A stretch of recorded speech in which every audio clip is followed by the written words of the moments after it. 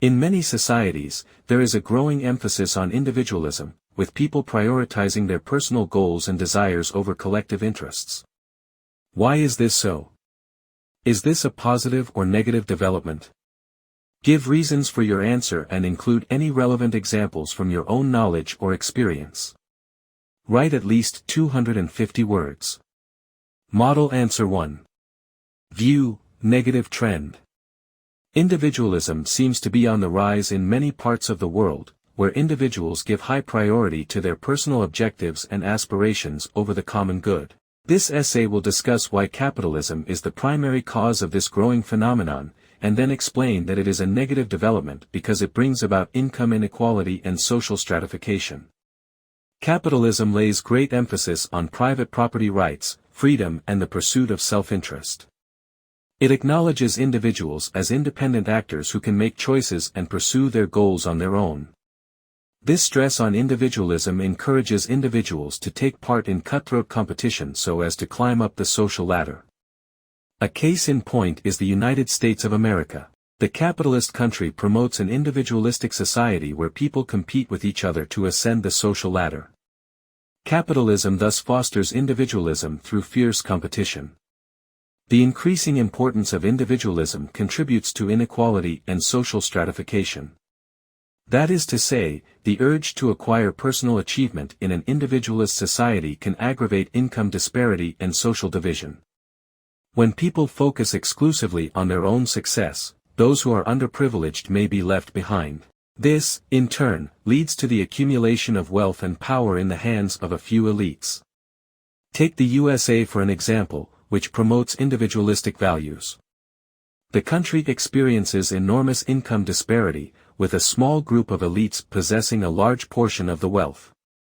To conclude, capitalism is the root cause of this growing emphasis on individualistic values as it encourages individuals to compete with one another in order to realize personal ambition and aspiration, and I think this is a negative development because it enhances disparity and social stratification.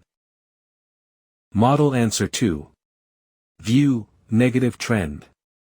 In many societies, nowadays, there is an increasing focus on individualism, with people prioritizing their individual goals and demands over communal interests. This shift can be attributed to several factors, and its implications are subject to debate. This essay will explore the reasons behind this trend and assert that it is a negative development.